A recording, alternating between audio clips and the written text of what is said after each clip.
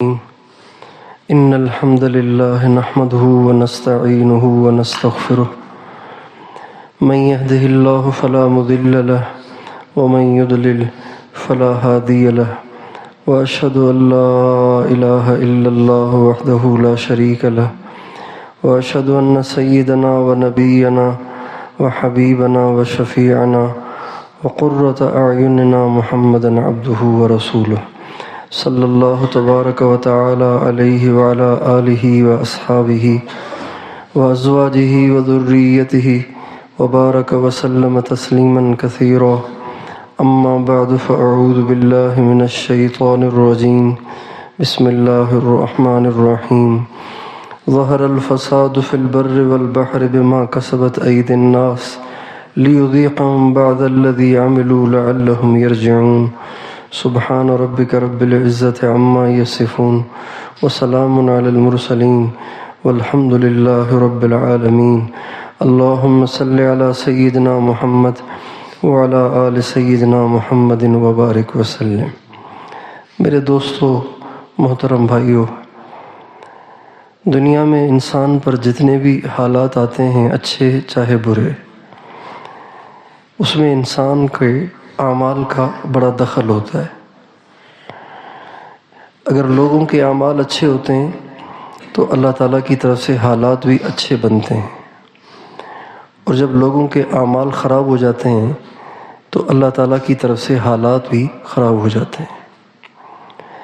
یہ ایک قاعدہ کلیہ ہے، اللہ تعالیٰ کی سنت مستمرہ ہے، دائمہ ہے۔ اس کے خلاف نہ پہلے کبھی ہوتا ہے نہ بعد میں کبھی ہوتا ہے۔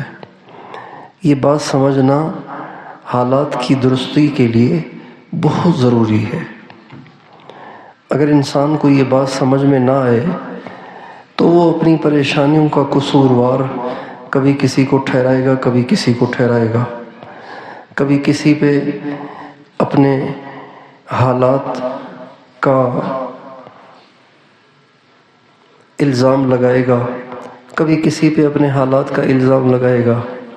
لیکن اگر انسان کو یہ بات سمجھ آ جائے کہ مجھ پہ آنے والے تمام حالات کا تعلق میرے اعمال کے ساتھ ہے، تو اس کے حالات کا ٹھیک ہونا آسان ہو جاتا ہے۔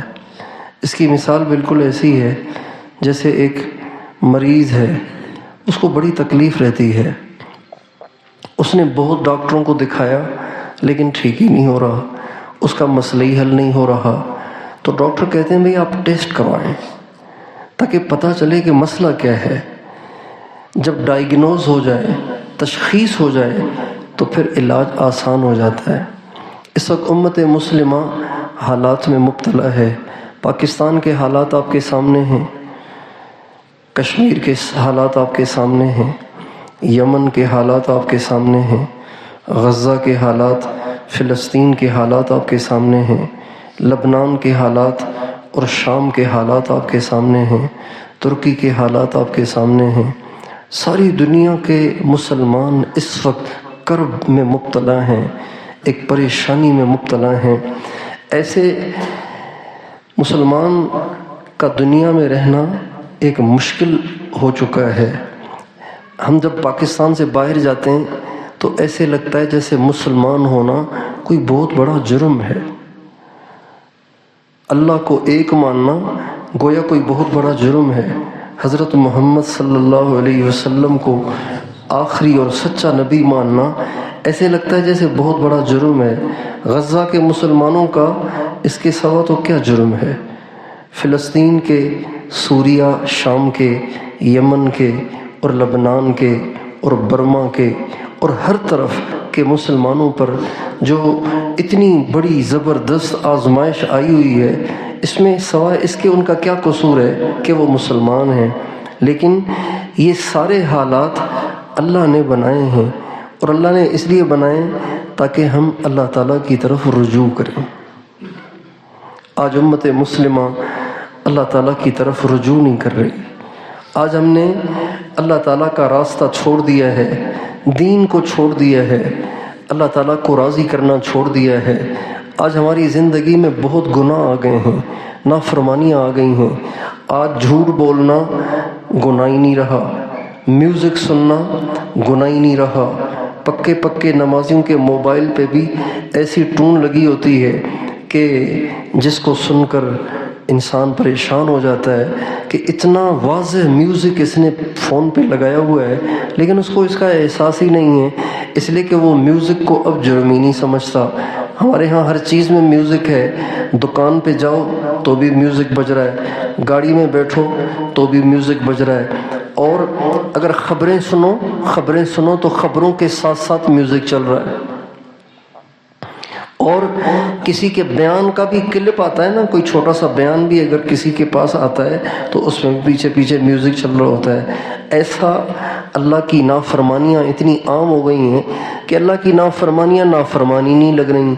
जब ये हालात बन गए हैं तो अब इसका इलाज किसी और चीज़ में नहीं है, इसका इलाज ये है कि सारी उम्मत मुस्लिमा अल्लाह ताला की तरफ रुजू करे, तौबा करे, अल्लाह से माफ़ी मांगे और अपनी 24 घंटे की ज़िंदगी अल्लाह के हुक्म और हज़रत मोहम्मद सल्लल्लाहु अलैहि वसल्लम के तरीक़े के मुताबिक गुजारे।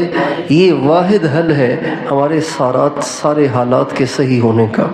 और फिर इसमें सिर्फ इतना सा करने से हम सबकदोश नहीं हो जाएंगे कि भाई मैं तो कोई गुनाह नहीं कर रहा, मैं तो सारी नमाज़ें पढ़ता हूँ, मैं तो झूठ भी नहीं बोलता, मैं तो कोई गुनाह नहीं करता, मैं तो सारे काम शरीयत के मुताबिक करता हूँ। सिर्फ ये कहने से हम सबकदोश नहीं हो जाते, बल्कि ये बात हमारे ज़िम्मे है कि हम अपने पूरे माहौल और मुआशरे में ऐसी मेहनत करें, ऐसी कोशिश करें कि आज अल्लाह पाक की नाफरमानियाँ होना बंद हो जाएं और अल्लाह के अहकाम पूरे होना शुरू हो जाएं। इस वक्त आप अपने इलाके में थोड़ा सा गौर करें कि आपके इस इलाके में नौजवान नस्ल की अक्सरियत दीन से दूर है। नौजवान नस्ल की अक्सरियत दीन से दूर है। यानी अगर मेहनत न हुई इसी तरह जैसे आज हम चलते रहेंगे तो 50 साल के बाद इस इलाके का नक्शा ही कुछ और होगा। 50 साल के बाद, क्योंकि 50 साल के बाद ये सब जा चुके होंगे। ये जितने बड़ी उम्रों वाले बैठे हुए हैं ये भी जा चुके होंगे, जो 40 वाले बैठे हुए हैं ये भी जा चुके होंगे। 90 साल तो किसी की उम्र होती है।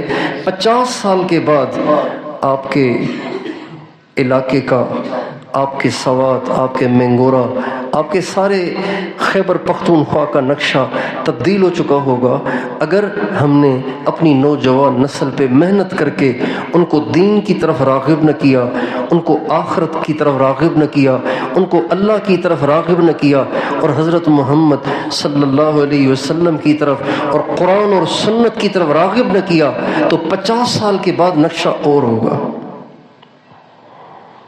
यहाँ बेहयाई होगी, यहाँ बदकारी होगी, यहाँ बुराई होगी, यहाँ झूठ सच मिक्स होगा और यहाँ ढूंढने से भी दाढ़ी नहीं मिलेगी, ढूंढने से भी पगड़ी नहीं मिलेगी, ढूंढने से भी कोई नमाजी न मिलेंगे। हर तरफ बेदीनी होगी अगर हमने मेहनत न की तो। एक बाग है, बड़ा हरा भरा खूबसूरत बाग है, लेकिन उसका जो माली है, उसका जो मालिक है वो 50 साल तक उस बाग में जाए ही नहीं, तो बताइए उस बाग का क्या हशर होगा।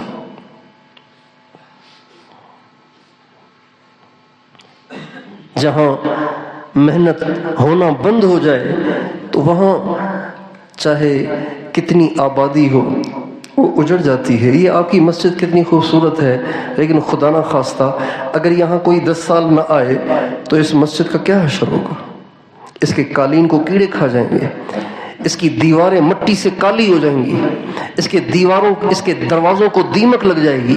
ये मस्जिद नमाज पढ़ने के काबिल ही नहीं रहेगी अगर 20 साल के बाद यहाँ कोई आए, 10 साल के बाद यहाँ कोई आए। यहाँ रोज़ाना लोग आ रहे हैं तो ये साफ़ सुथरी है। आज हमारे मुआशरे से दीन की मेहनत ख़त्म हो गई है। हमारा जितना दीनदार तबका है, ये जितने बड़ी उम्रों वाले बैठे हैं, माजरत के साथ ये अपने दीन पे मुतमैन है। ये कह रहे हैं हम तो नमाज पढ़ते हैं, हम तो पठान हैं, हम तो जद्दी पुश्ती नमाजी हैं। जितने बड़ी उम्र वाले बैठे हुए हैं इनको इसका गम नहीं है कि کہ ہماری نسل فجر میں مسجد میں کیوں نہیں آتی؟ ان کو اس کا غم نہیں ہے کہ ہمارا نوجوان موبائل پہ بیٹھ کے ساری رات کیا کرتا رہتا ہے، یہ سڑکوں پہ کہاں گھومتا پھرتا ہے، کس سے بات کر رہا ہے، کس سے گپ شپ لگا رہا ہے؟ اس کے دل میں اللہ اور اس کے نبی کی محبت زیادہ ہے یا اس کے دل میں دنیا کی محبت زیادہ ہے؟ آج کے ماں باپ کو اس کی فکر نہیں ہے، آج کے بڑوں کو اس کی فکر نہیں ہے، آج کے دیندار طبقے کو اس کی فکر نہیں ہے کہ میرے آس پاس کیا ہو رہا ہے، میرے آس پاس کیا ہو رہا ہے۔ میرے دوستو، جب دین کی محنت ہوگی تو اللہ تعالیٰ ہمارے گھروں میں مجاہدین پیدا کریں گے، مبلغین پیدا کریں گے، راتوں کو اٹھ کے اللہ کے سامنے رونے والے پیدا کریں گے، علماء پیدا کریں گے، حفاظ پیدا کریں گے، اولیاء پیدا کریں گے۔ لیکن آج معاملہ برعکس ہے۔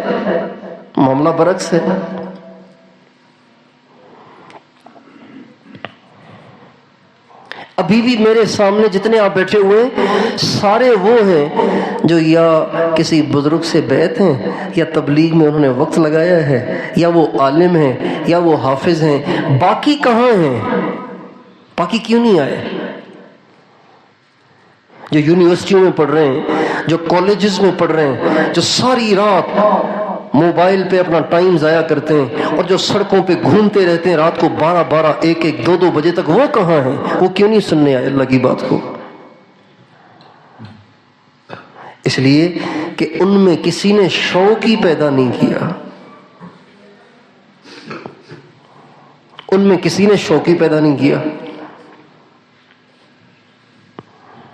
آج ہماری نوجوان نسل کے سامنے صرف دنیا ہے، بس دنیا کے سوا ان کے سامنے کچھ نہیں ہے۔ یعلمون ظاہرا من الحیات الدنیا وہم عن الآخرۃ ہم غافلون۔ اللہ تعالیٰ فرماتے ہیں ان کو دنیا کے سوا کچھ پتہ نہیں، ان کے سامنے بس دنیا کی 4 دن کی چاندنی ہے، دنیا کی لڑکیاں، دنیا کی خوبصورتی، دنیا کی زیب و زینت، دنیا کا موبائل، دنیا کی گاڑی، دنیا کا بنگلہ، دنیا کا پیسہ، بس یہی ان کے سامنے ہے۔ ان کو کیا پتہ جنت کیا ہے، ان کو کیا پتہ جہنم کیا ہے، ان کو کیا پتہ جب اللہ کے سامنے پیشی ہوگی تو اس کا کیا حشر ہوگا، ان کو کیا پتہ جب اللہ حساب لے گا۔ وجوہ یومئذ ناظرہ الی ربها ناظرہ ووجوہ یومئذ باسرہ تظن ان یفعل بها فاقرہ۔ اللہ تعالیٰ فرماتے ہیں کچھ لوگ قیامت کے دن ایسے ہوں گے جن کے چہرے سبز و شاداب ہوں گے اور وہ اللہ کو دیکھ رہے ہوں گے، اور کچھ چہرے ایسے ہوں گے جو مرجھائے ہوئے ہوں گے، ان کے چہروں پہ کوئی چمک نہیں ہوگی، ان کے چہروں پہ سیاہی ہوگی، اور یہ وہ ہوں گے جنہوں نے دنیا میں اللہ کو ناراض کیا ہوگا۔ ان الابرار لفی نعیم وان الفجار لفی جحیم یصلونها یوم الدین وما هم عنها بغائبین وما ادراک ما یوم الدین ثم ما ادراک ما یوم الدین۔ اللہ تعالیٰ فرماتے ہیں نیک جائیں گے جنت میں اور بدکار تو جہنم میں جائیں گے، اور وہ جہنم سے بچ نہیں سکتے ہیں، اور ان کا حساب قیامت کے دن ہوگا۔ تمہیں کیا خبر کہ وہ قیامت کا دن کتنا سخت ہے۔ وما ادراک ما یوم الدین ثم ما ادراک ما یوم الدین۔ حساب کا دن بڑا زبردست دن ہے، تمہیں کیا خبر وہ حساب کا دن کیا ہے۔ یوم لا تملک نفس لنفس شیئا والامر یومئذ للہ۔ اس دن کوئی کسی کے کام نہیں آئے گا، سب یہیں پڑا رہے گا۔ ہماری نوجوان نسل اس سے نا آشنا ہے، ان کو جنت کا شوق نہیں ہے، ان کو دنیا کا شوق ہے۔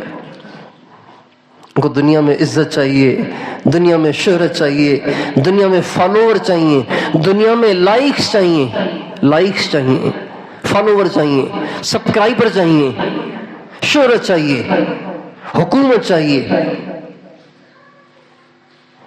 کرسی چاہیے، عہدہ چاہیے۔ یہ آج کی ہماری ساری نوجوان نسل کے اندر کا حال ہے، اس لیے کہ ہم نے محنت ہی نہیں کی، ہم ذہنی نہیں بناتے، ہم اپنے بچوں پہ محنت ہی نہیں کرتے، ہم اپنے بچوں کا ذہنی نہیں بناتے، ہم اپنے بچوں کو اللہ والوں کے قریب نہیں کرتے۔ اور معذرت کے ساتھ پختون قوم میں دین کا جو زوال آیا ہے نا، پختون قوم میں جو دین کا زوال آیا ہے، اس کی دو وجہ ہیں۔ پختون قوم میں جو دین کا ایک دم زوال آیا ہے، جو انحطاط آیا ہے، ورنہ آپ تو دنیا میں سب سے زیادہ دیندار تھے، آپ کے آباء و اجداد تو سب سے زیادہ مضبوط ایمان والے تھے، آپ کی عورتیں تو سب سے زیادہ پردہ دار تھیں، لیکن پختون قوم میں جو دین کا زوال اور انحطاط آیا، وہ پتہ ہے کہاں سے آیا؟ وہ یہاں سے آیا کہ ہم نے تو زندگی گزار دی کچے مکانوں میں، چلو ہمارے بچے یونیورسٹیوں میں پڑھ کر افسر بن جائیں گے، پکے گھر بنائیں گے اور گاڑی میں سوار ہوں گے اور گاڑی میں گھومیں گے اور ہمیں بھی لے کے گھمائیں گے۔ اس لیے آپ نے مالدار بننے کے شوق میں اپنے بچوں کو بے دینوں کے حوالے کر دیا اور آپ کے بچے بے دین ہو گئے۔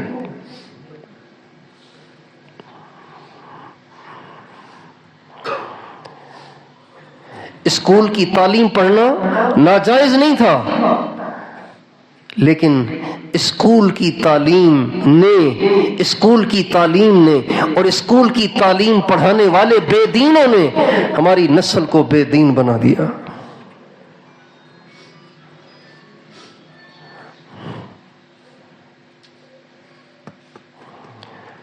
ہماری نسل کو بے دین بنا دیا، ہماری نسل کو رقص اور گانے کا عادی بنا دیا۔ ہمارے ہاں سندھ حکومت نے کئی سو آدمی 17ویں گریڈ میں بھرتی کیے ہیں، ان کو 1-1 لاکھ روپے تنخواہ ملتی ہے اور وہ صرف لڑکے اور لڑکیوں کو ناچنا سکھاتے ہیں۔ 1-1 لاکھ روپے ان کی تنخواہ ہے اور سرکاری خزانے سے آ رہی ہے، عوام کا خون نچوڑا جا رہا ہے اور سکھایا کیا جا رہا ہے؟ 17واں انہیں گریڈ دیا گیا ہے، 1-1 لاکھ روپے ان کی تنخواہ ہے، ان کا اس کے سوا کوئی کام نہیں کہ ان کو بے حیا اور بے غیرت بناؤ۔ ہم سو رہے ہیں، آپ سب سو رہے ہیں، ہم سب سو رہے ہیں، ہمیں اس کا غم نہیں ہے کہ ہماری نسل دین سے دور کیوں ہے، ہم دین سے دور کیوں جا رہے ہیں۔ کیا آپ کے اس گاؤں میں سارے مسلمان نمازی ہیں؟ کیوں نہیں ہیں؟ یہ بے نمازی کہاں سے ہو گئے؟ پہلے تو بے نمازی نہیں تھے، یہ کہاں سے بے نمازی آ گئے؟ یہ آسمان سے اترے؟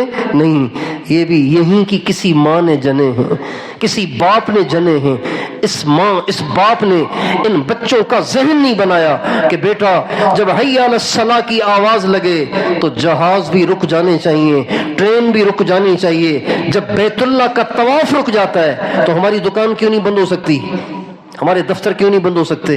ہماری گاڑی کیوں نہیں ٹھہر سکتی؟ بیت اللہ کا طواف رات کو بھی چلتا ہے، دن کو بھی چلتا ہے، بارش میں بھی چلتا ہے، سردی میں بھی چلتا ہے، گرمی میں بھی چلتا ہے۔ کوئی موسم ایسا نہیں جس میں بیت اللہ کا طواف رک جائے۔ لیکن جب حی علی الصلاۃ، آؤ نماز کی طرف، جب یہ آواز لگتی ہے تو بیت اللہ کا طواف بھی رک جاتا ہے۔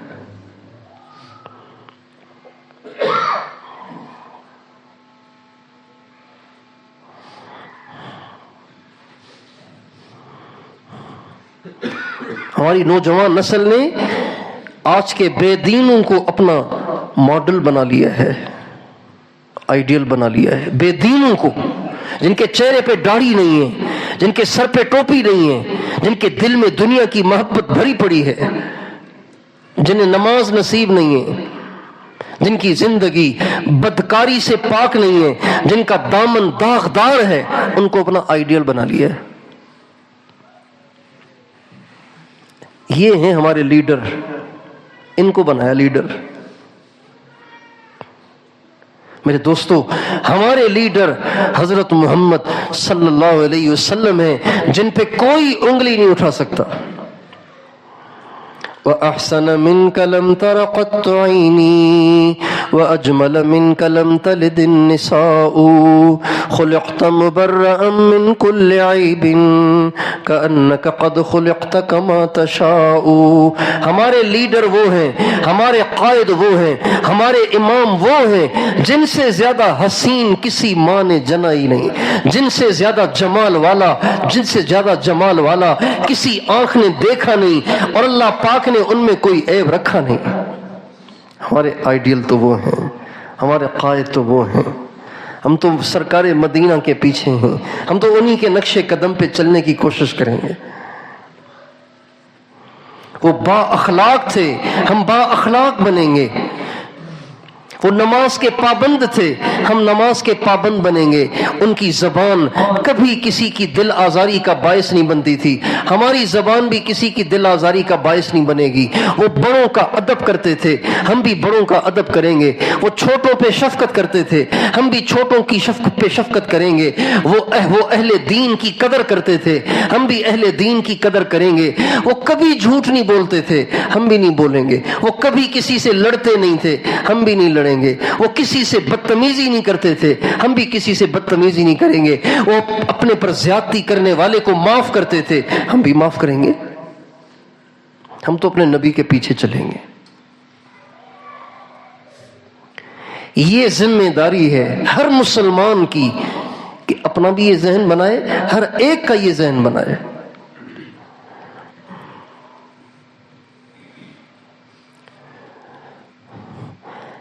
آج جو مدرسے میں عالم پڑھا رہے وہ کہتے ہیں بس میں تو پڑھاتا ہوں، میری تو اس کے سوا کوئی ذمہ داری نہیں.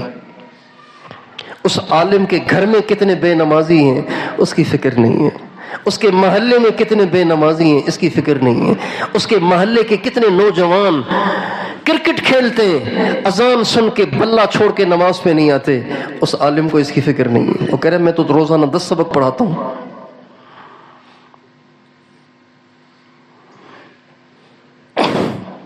دین دیکھیں، ایک اہم بات، دین جو ہے نا، دین کسی روٹین کا نام نہیں ہے. دین ہر حال میں اللہ کے حکم کا نام ہے. دین روٹین کا نام نہیں ہے. اس موقع پر کیا کرنا ہے، اس موقع میں اللہ کا کیا حکم ہے، اس کا نام دین ہے. ایک آدمی نے دیکھا کہ ایک بڑے میاں، مسجد کے پاس ایک کنواں ہے، مسجد کے پاس ایک کنواں ہے، ایک بڑے میاں، اس کی آنکھوں میں بینائی نہیں، نابینا ہے، وہ آ رہے ہیں اور وہ سیدھے کنویں کی طرف آ رہے ہیں. ایک آدمی نے دیکھا کہ وہ کنویں کی طرف جا رہے ہیں، لیکن اس کی 39 دن سے تکبیر اولیٰ فوت نہیں ہوئی. آج 40واں دن ہے تکبیر اولیٰ کا. آج تکبیر اولیٰ کا کون سا دن ہے؟ 40واں دن ہے. ادھر نابینا کنویں کی طرف جا رہا ہے اور 90% گمان ہے کہ یہ کنویں سے لگ کر گر جائے گا، ہلاک ہو جائے گا. ادھر تکبیر اولیٰ ہے. تکبیر اولیٰ دنیا مافیا سے بہتر ہے. جو 40 دن تکبیر اولیٰ کے ساتھ نماز پڑھے اسے 2 پروانے ملتے ہیں، جہنم کی آگ سے نجات کا اور نفاق سے برات کا. اور ادھر ایک نابینا کنویں میں گرنے لگا ہے. اب اگر دین روٹین کا نام ہوتا تو بھاگ کے آ کے اس کو پہلی صف میں شریک ہو کے اپنی تکبیر اولیٰ کو پکڑنا چاہیے. لیکن دین روٹین کا نام نہیں ہے. دین اس بات کو دیکھنے کا نام ہے کہ اس وقت اللہ کا کیا حکم ہے. جو روٹین کے دین پہ چلے گا وہ تکبیر اولیٰ پکڑے گا، لیکن جو اللہ کا حکم پہچانے گا وہ کہے گا تکبیر اولیٰ دوبارہ مل جائے گی. اس کی جان کو بچانا زیادہ ضروری ہے. اب جتنے دیندار ہیں وہ روٹین کے دین پہ چل رہے ہیں، روٹین کے دین پہ چل رہے ہیں.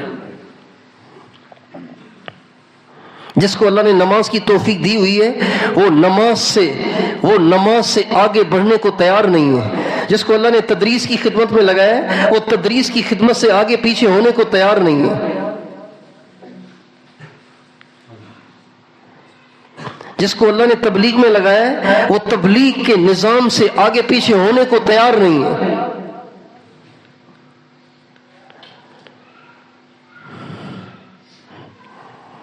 حالانکہ دین موقع محل کے حکم کو پہچاننے کا، اس وقت اللہ کا حکم کیا ہے.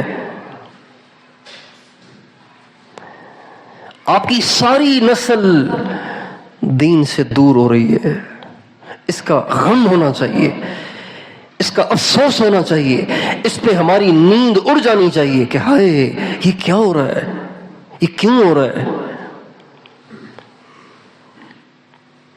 ہمارے نبی کا ارشاد ہے من اصبح لا يهتم بالمسلمین فلیس منہم لا يهتم بامر المسلمین فلیس منہم، جو صبح اس حال میں کرے کہ اس کے دل میں مسلمانوں کے حالات کی فکر اور غم نہ ہو تو وہ میری امت میں سے نہیں ہے، وہ مسلمانوں میں سے نہیں ہے۔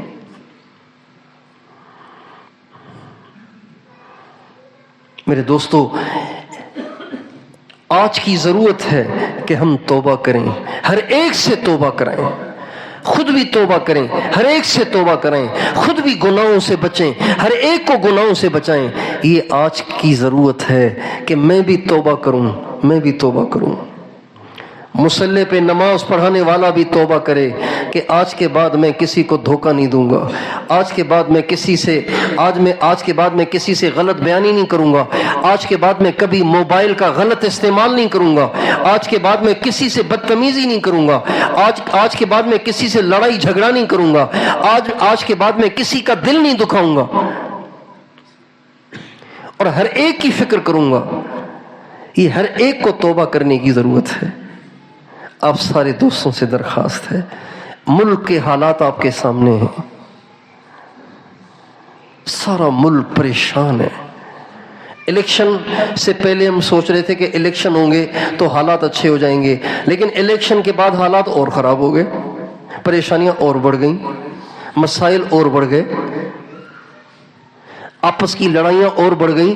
مولانا یوسف صاحب رحمۃ اللہ علیہ فرماتے تھے مجھے سب سے زیادہ اللہ کے عذاب کے اترنے کا ڈر اس وقت لگتا ہے جب الیکشن ہوتا ہے، اس لیے کہ الیکشن میں مسلمان کو برا بھلا کہتا ہے، مسلمان پہ الزام تراشیاں کرتا ہے، مسلمان کے خلاف محاذ آرائیاں کرتا ہے، مسلمان کو برا بھلا کہتا ہے برسر عام کھڑے ہو کر اسٹیج پر۔ تو اس وقت مجھے ڈر لگتا ہے کہ اللہ کا عذاب اب آیا اور اب آیا۔ ان سارے حالات کے ٹھیک ہونے کی صرف ایک سبیل ہے، ہم توبہ کریں، ہم توبہ کریں، ہم توبہ کریں۔ ہم سب ایک کشتی کے سوار ہیں، اور اس کشتی میں کسی ایک نے سوراخ نہیں کیا، ہم سب نے سوراخ کیا ہے، ہم سب نے سوراخ کیا ہے۔ اب اگر یہ کشتی ڈوبے گی تو ہم سارے ہی ڈوبیں گے، ایک نہیں ڈوبے گا، صرف سوراخ کرنے والا نہیں ڈوبے گا، سوراخ نہ کرنے والے بھی ڈوبیں گے۔ اس لیے بھائیو توبہ کریں ہم۔ اللہ تعالیٰ فرماتے ہیں لولا تستغفرون اللہ لعلکم ترحمون، میرے بندو تم کیوں نہیں مجھ سے معافی مانگتے تاکہ میں تم پہ رحم کروں۔ جب اللہ رحم کرے تو سارے مسئلے حل ہو سکتے ہیں کہ نہیں ہو سکتے ہیں بھائی؟ اللہ جب رحم کرے تو سارے مسئلے حل ہو سکتے ہیں کہ نہیں ہو سکتے ہیں؟ ہو سکتے ہیں نا۔ اب رحم کیسے ہوگا؟ اللہ تعالیٰ فرماتے ہیں لولا تستغفرون اللہ لعلکم ترحمون۔ لولا کلمہ تہذیب ہے، لولا کلمہ تنبیہ ہے، لولا کلمہ تأنیب ہے، لولا میں ڈانٹ بھی ہے، لولا میں پیار بھی ہے، لولا میں ترغیب بھی ہے، لولا میں ترہیب بھی ہے۔ اللہ تعالیٰ جھڑک کر ڈانٹ کے کہہ رہے ہیں تم کیوں نہیں توبہ کرتے، تم کیوں نہیں معافی مانگتے، میں تمہارے سارے حالات ٹھیک کر دوں گا، تم کیوں نہیں توبہ کرتے۔ اس لیے میں بھی توبہ کرتا ہوں، آپ بھی کر لیں، خود بھی کریں، اپنے سارے گھر سے کرائیں، عورتوں سے بھی کرائیں، مردوں سے بھی کرائیں، بچوں سے بھی کرائیں، اور اپنے پورے معاشرے اور ماحول میں ایسی محنت کریں کہ آپ کے ماحول میں کوئی بے نمازی نہ رہے، کوئی ایسا نہ رہے کہ جو دنیا کا دیوانہ ہو، ہر ایک ایسا ہو کہ جس کے دل میں اللہ اور اس کے نبی کی سچی محبت ہو۔ اور یہ تب ہوگا جب ہم اپنی نسل کو، اپنے نوجوانوں کو اللہ والوں کے ساتھ جوڑیں گے، نیک ماحول میں جوڑیں گے۔ تبلیغ ایک نیک ماحول ہے، اچھا ماحول ہے، اللہ والوں کی صحبت ایک اچھا ماحول ہے۔ یہ وہ ماحول ہے جس میں جڑنے سے، جس میں جانے سے، جس میں بیٹھنے سے انسان کے اندر کی خرابیاں ختم ہوتی ہیں۔ تو آپ سب سے درخواست ہے کہ پچھلی زندگی پہ توبہ کر لیں اور آئندہ خود بھی دین کے مطابق زندگی گزارنے کی کوشش کریں اور اوروں کو بھی اس پہ لانے کی محنت کریں گے انشاءاللہ۔ اللہ تعالیٰ مجھے اور آپ کو سچی توبہ کی توفیق عطا فرمائے۔